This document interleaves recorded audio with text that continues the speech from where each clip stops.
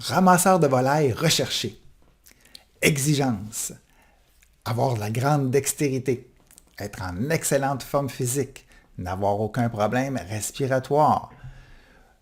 Aptitude en travail d'équipe. Flexibilité pour travailler des horaires de jour, de soir ou de nuit.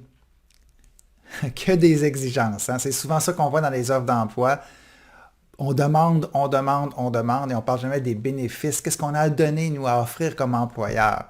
Dans cette offre d'emploi-là, on ne dit même pas que tu passes tes journées avec des chicks. Hein? Alors, comment rédiger une offre d'emploi qui fait wow? Dans cette vidéo, on va explorer les 6 éléments d'une offre d'emploi qui est irrésistible.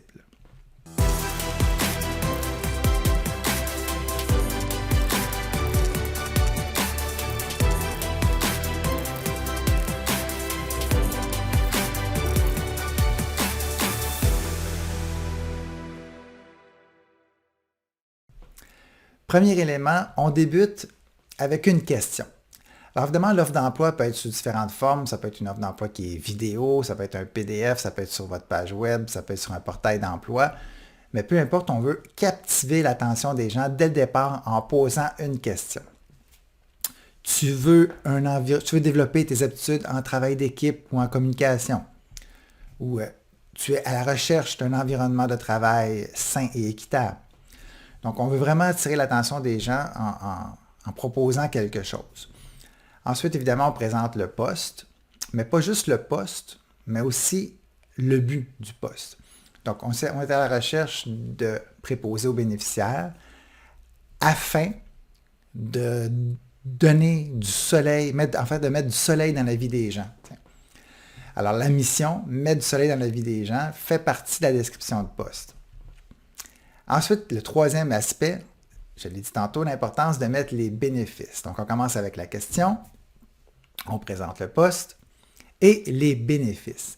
Et là, les bénéfices, ça peut être de différentes sortes. Ça peut être au niveau de l'environnement organisationnel, ça peut être au niveau des avantages, ça peut être au niveau de comment l'environnement de travail est installé, les équipements, la santé-sécurité, ça peut être plein de choses qui ont rapport avec l'environnement de travail, mais ça peut être aussi en lien avec les activités, la formation qui est offerte, la possibilité de développer, de toucher à différents aspects du travail, donc la flexibilité. Donc, il y a un paquet de trucs qui peut être mis au niveau des bénéfices et moi, je vous conseille fortement d'identifier le salaire. Parce qu'encore aujourd'hui, il y a beaucoup d'offres d'emploi où on nous dit pas le salaire. Alors imaginez, c'est comme si vous allez sur un site internet pour vous acheter une maison et qu'il n'y avait aucun prix de marqué. Alors quelle perte de temps. C'est sûr qu'il y a des très belles maisons et peut-être que vous n'avez pas du tout les moyens de vous le payer. Et puis c'est la même chose au niveau du travail. Peut-être qu'il y a une offre d'emploi qui a l'air absolument hallucinante. Et là, vous voyez au niveau du salaire, on dit par exemple 100 000 $. Ben, si vous êtes en début de carrière, vous savez très bien que vous ne pouvez pas commander un salaire comme ça. Donc, même si l'offre d'emploi a l'air extraordinaire, ça ne fonctionnera pas. Donc, ça ne donne à rien de cacher le salaire parce que des fois, les employeurs qui se disent « Oui, mais là, si j'affiche mes salaires, les employés vont en demander plus. » Je veux dire, si vous n'êtes pas capable déjà d'avoir une échelle, des échelles salariales pour avoir une certaine équité dans l'entreprise et aussi pour être concurrentiel avec l'externe, bien, le problème, il est ailleurs. Donc, moi, je suggère clairement de marquer le salaire parce que les gens qui veulent changer de travail, ils ne veulent pas changer pour moins. Donc, évidemment, c'est beau les bénéfices, puis tout ça, mais on a tous des responsabilités financières et si on n'est pas capable de les rencontrer, même si le travail est super intéressant, valorisant, bien, ça ne fonctionnera pas à long terme. Donc, moi, je suggère fortement d'afficher les salaires. Ça peut être des échelles, je n'ai pas une valeur précise non plus, donc ça peut être entre temps et temps, selon l'expérience des gens. Donc, on a dit, on commence avec une question pour interpeller les gens. Ensuite, on présente le poste avec la mission. Et après ça, les bénéfices, incluant évidemment la rémunération.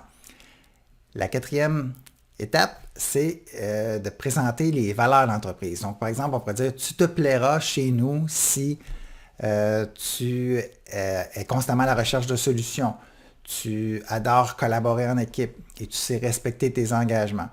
Donc, on prend nos énoncés de valeurs et on les transforme en comportements pour s'assurer que les gens voient s'ils cadrent bien dans vos valeurs organisationnelles. Ensuite, le cinquième aspect, évidemment, c'est le moment de placer les exigences reliées au poste. Ce n'est pas parce qu'on met les bénéfices en partant qu'on ne mettra pas les exigences. Donc, puis dans les exigences, essayez de ne pas faire quelque chose de trop long. On ne veut pas une description de poste. On va juste demander aux gens qu'est-ce qui est exigé pour accomplir la tâche comme il faut. Et finalement, le sixième, on termine avec un incitatif à passer à l'action. Donc, ça peut être un échéancier en invitant les gens à visiter une page web. Ça peut être en vous contactant par téléphone, en envoyant un texto. Et puis là, l'autre question que je vais vous poser, c'est par rapport à l'incitatif, c'est est-ce qu'on a besoin nécessairement d'avoir des CV? Ou encore, est-ce qu'on a besoin que les gens remplissent un formulaire sur votre page web? Alors, mettez-vous dans la peau d'un chercheur d'emploi. Si chaque organisation me demande de remplir un formulaire différent, sur lequel on me demande d'écrire les mêmes choses qui sont sur mon CV qu'on me demande d'attacher au formulaire, je dirais à un moment donné, est-ce qu'on a vraiment besoin de toutes ces informations-là? Puis je peux comprendre qu'avec des systèmes de gestion des candidatures en ressources humaines, bon, c'est plus facile, mais encore là, plus facile pour qui? Plus facile pour vous. Mais notre but, c'est de vendre une expérience de travail, de s'assurer que ce soit convivial, que ce soit agréable. Donc, on n'est peut-être pas en position d'exiger. C'est comme si on avait un commerce, puis on plaçait des exigences à la porte avant que les clients rentrent chez nous. Alors que ça ne fait pas vraiment de sens. Donc, soyons accueillants, soyons adaptés, indulgents.